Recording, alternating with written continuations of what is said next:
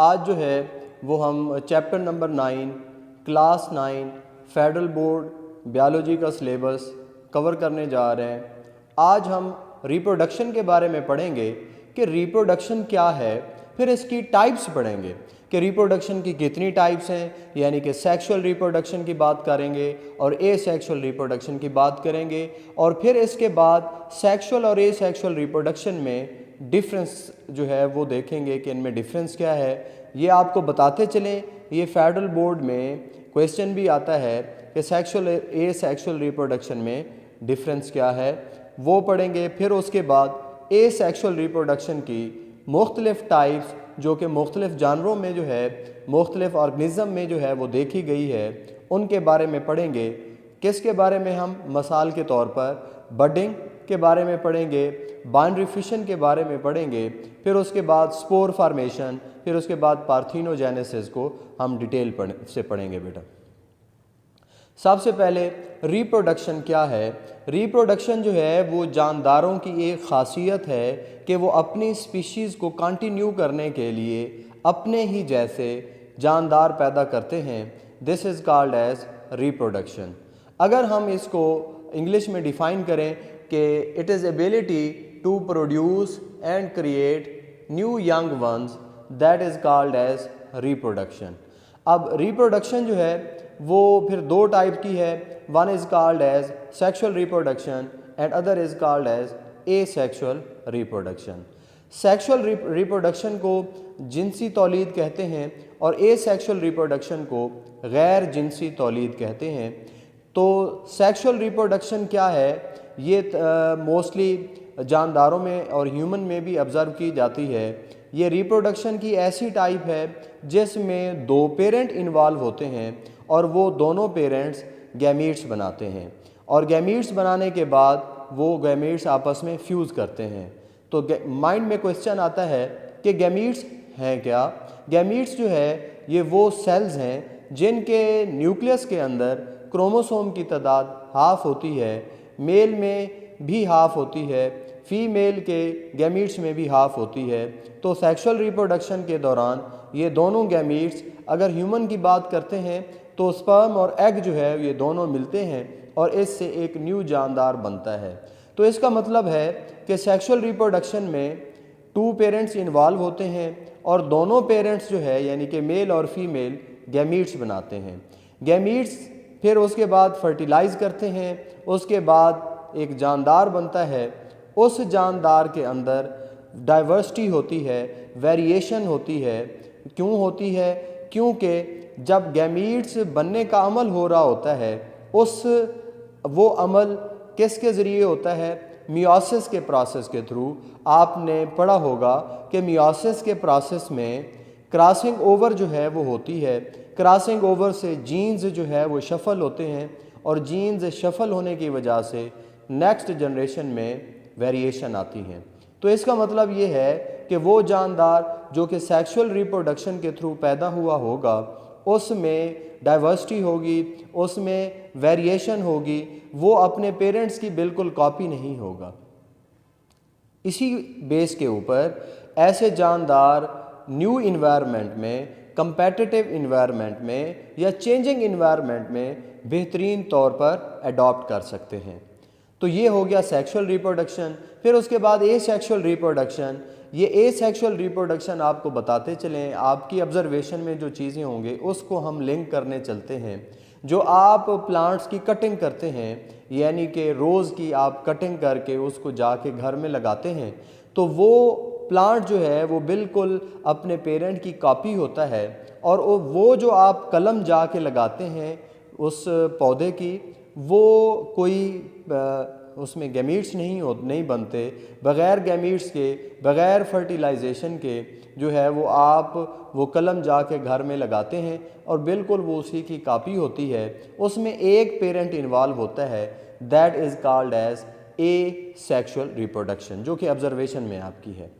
तो asexual reproduction में single parent involve होता है और इसमें कोई गैमीट्स वगैरह नहीं बनते और ना ही इसमें मियोसिस का प्रोसेस होता है। और इसमें जो जानदार नए बनते हैं वो बिल्कुल अपने पेरेंट्स की कॉपी होते हैं।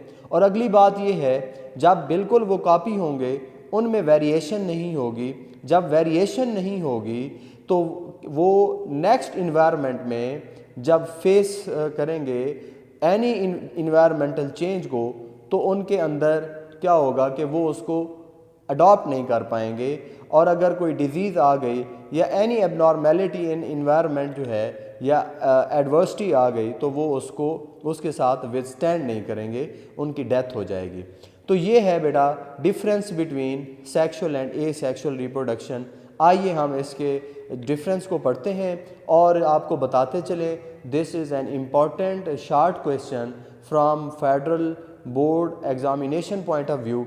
तो सेक्सुअल रिप्रोडक्शन में 2 पेरेंट्स इन्वॉल्व हैं, ए सेक्सुअल रिप्रोडक्शन में सिंगल पेरेंट इन्वॉल्व है। सेक्सुअल रिप्रोडक्शन में गैमीट्स बनते हैं, मेल अलहदा बनाते हैं, फीमेल अलहदा बनाते हैं। अगर ह्यूमन की बात करें तो मेल में स्पर्म और फीमेल में एग बनते हैं। और ए सेक्सुअल रिप्रोडक्शन में गैमीट्स ही नहीं बनते। गैमीट्स बनते किस तरह से हैं? गैमीट्स मियोसिस के प्रोसेस के थ्रू बनते हैं। ये गैमीट्स रिप्रोडक्टिव सेल्स होते हैं, ऐसे सेल्स हैं जिनके न्यूक्लियस के अंदर क्रोमोसोम की तादाद हाफ होती है। ये हाफ कैसे होती है? मियोसिस के प्रोसेस के थ्रू। यहाँ पे गैमीट्स चूँकि बनते हैं इसलिए किस प्रोसेस के थ्रू बनते हैं? मियोसिस के प्रोसेस के थ्रू। यहाँ पे गैमीट्स बनते ही नहीं हैं। जब गैमीट्स बनते नहीं हैं तो मियोसिस भी नहीं होती है। जब मियोसिस नहीं होती है तो कौन सा प्रोसेस होता है बेटा? माइटोसिस का प्रोसेस होता है मोस्टली। यहाँ पे मियोसिस नहीं होती। फिर उसके बाद नेक्स्ट जनरेशन में वेरिएशन आती है। कैसे आती है?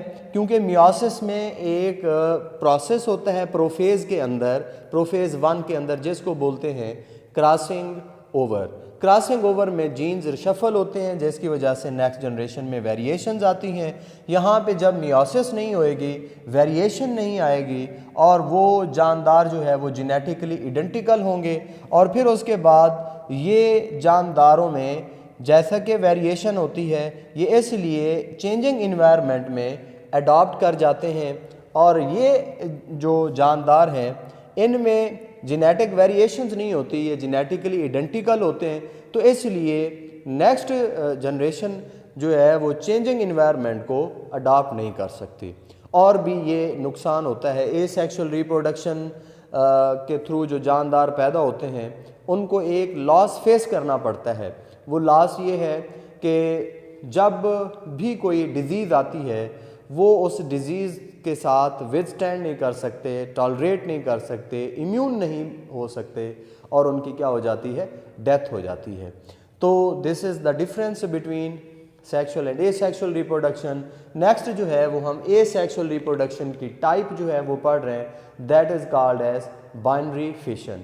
बाइनरी का मतलब होता है टू और फिशन का मतलब होता है स्प्लिट हो जाना। यानी कि जानदार जो ए सेक्सुअल रिप्रोडक्शन के इस फेज़ से गुज़रते हैं वो क्या करते हैं? पहले अपने आप को 2 टुकड़ों में डिवाइड कर देते हैं। जैसे ही वो अपने 2 टुकड़ों में डिवाइड होते हैं वो दोनों टुकड़े जो है एक न्यू जानदार बना देते हैं। अब आपको जस्टिफिकेशन देते हैं कि बाइनरी फिशन वाकई ए सेक्सुअल रिप्रोडक्शन की टाइप है। देखें बेटा, इसमें ना मियोसिस का प्रोसेस हुआ एक जानदार को 2 स्प्लिट होने में, ना ही जो है वो गैमीट्स बने और ना ही इसमें 2 पेरेंट्स इन्वॉल्व हुए। उसी पेरेंट एक ही पेरेंट स्प्लिट होता है, 2 पार्ट में डिवाइड होता है और फिर उसके बाद वो दोनों हिस्से जो है वो फिर न्यू ऑर्गेनिज्म बना देते हैं। तो इससे साबित हुआ कि बाइनरी फिशन जो है वो ए सेक्सुअल रिप्रोडक्शन है। अब हम पढ़ते हैं कि बाइनरी फिशन का जो अमल है वो कौन कौन से जानदारों में होता है। सबसे पहले हम इसकी एग्जांपल पढ़ रहे हैं, दैट अकर इन बैक्टीरिया जो कि एक माइक्रो ऑर्गेनिज्म है। और फिर उसके बाद दूसरी जो एग्जांपल है, दैट अकर इन अमेबा। आपको बताते चलें अमेबा का ताल्लुक किससे है? प्रोटोजोआ फैमिली से है। प्रोटोजोआ क्या होते हैं? प्रोटोजोआ जो है वो यूनिसेलुलर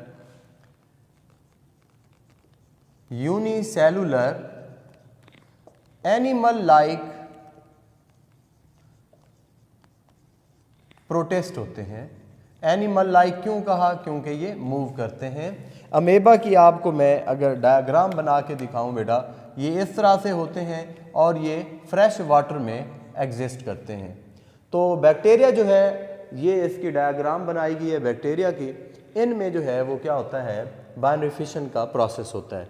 आपकी बुक में ये बैक्टीरिया को डिस्कस किया गया है कि बैक्टीरिया में बाइनरी फिशन किस तरह से होती है। सबसे पहले हम बैक्टीरिया की डायग्राम पढ़ेंगे। ये जो आपको रेड लाइन में आउटर कवरिंग नज़र आ रही है, ये बैक्टीरिया की सेल वॉल है, और ये जो ब्लू कलर में इनर साइड पे आपको नज़र आ रही है, दैट इज़ सेल मेम्ब्रेन। और इसके बाद यहाँ पे सेंटर में ये लिक्विड लाइक मटेरियल है, इसको हम बोलते हैं that is called as cytoplasm. और फिर ये उसके बाद ये वाला पोर्शन जो है, इसको बोलते हैं न्यूक्लियाइड। जी बेटा, न्यूक्लियाइड क्या होता है? न्यूक्लियस तो आप पढ़ते रहे हैं, लेकिन न्यूक्लियाइड क्या है? न्यूक्लियाइड में बाउंड्री होती है जिसके अंदर क्रोमोसोम जो है वो मौजूद होते हैं। A chromosome with boundary is called as nucleus, या a genetic material having a boundary is called nucleus. लेकिन न्यूक्लियाइड क्या है? A genetic material without boundary wall is called as nucleoid. तो आपको पता है बैक्टीरिया प्रोकैरियोट है, इसका न्यूक्लियस वाजे नहीं होता। वाजे क्यों नहीं होता? क्योंकि इसकी बाउंड्री वॉल नहीं होती। तो इसलिए हम इसको क्या बोलते हैं? That is nuclide. तो सबसे पहले जो है ये बैक्टीरिया अपने दो हिस्सों में स्प्लिट कैसे होता है? पहला जो प्रोसेस है, ये क्या करता है बेटा? अपने जेनेटिक मटेरियल की इलांगेशन करता है। इसका जेनेटिक मटेरियल क्या है? डीएनए। इलांगेशन नहीं, सॉरी, इलांगेशन की बजाय डीएनए रेप्लिकेशन। डीएनए रेप्लिकेशन से क्या मुराद है? अपने जेनेटिक मटेरियल जो कि डीएनए है उसकी क्या करेगा? डुप्लीकेशन। अब ये यहाँ पे इसका जेनेटिक मटेरियल है, सबसे पहले यहाँ पे ये इसकी डुप्लीकेशन कर देगा। ये डुप्लीकेट हो गया। फिर उसके बाद दूसरा प्रोसेस क्या होगा बेटा? डीएनए रेप्लिकेशन के बाद दूसरा जो प्रोसेस होगा, इसमें जो साइटोप्लाज्म क्या होगा? इलांगेट होगा। जो साइटोप्लाज्म की इलांगेशन होगी, साइटोप्लाज्म की इलांगेशन,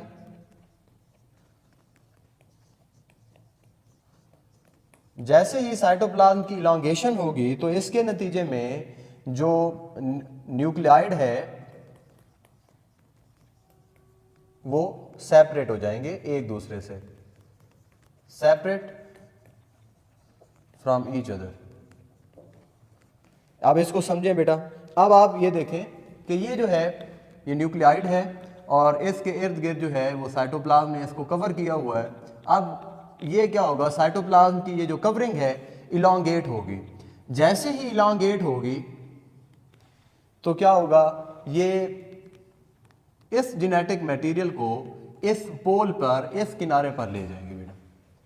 तो साइटोप्लाज्म इलांगेशन से क्या होगा? न्यूक्लियाइड जो है वो सेपरेट हो जाएंगे एक दूसरे से, और कहाँ पे चले जाएंगे? पोल्स में। फिर उसके बाद तीसरा जो स्टेप होगा, तीसरा स्टेप है सेल मेम्ब्रेन इन्वेजिनेशन। इन्वेजिनेशन का मतलब होता है धंस जाना। सेल मेम्ब्रेन इन्वेजिनेशन कैसे होगी? कि ये जो आप सेल मेम्ब्रेन देख रहे हैं, ये क्या होगी बेटा? अंदर को धंसना शुरू हो जाएगी।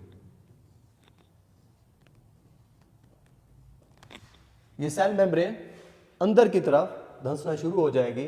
फिर उसके बाद नेक्स्ट जो है वो फोर्थ स्टेप होगा। फोर्थ स्टेप में क्या होगा? जो सेल वॉल है उसकी फॉर्मेशन होगी। अब सेल मेम्ब्रेन जो है इन्वेजिनेट होगी कंप्लीटली यहां पे। अब क्या होगा कि ये वाला जो पोर्शन है यहां पे सेल मेम्ब्रेन, सेल वॉल जो है वो डिवेल्प होना स्टार्ट हो जाएगी। अब इसके नतीजे में ये सूरत हाल पैदा हो जाएगी बेटा।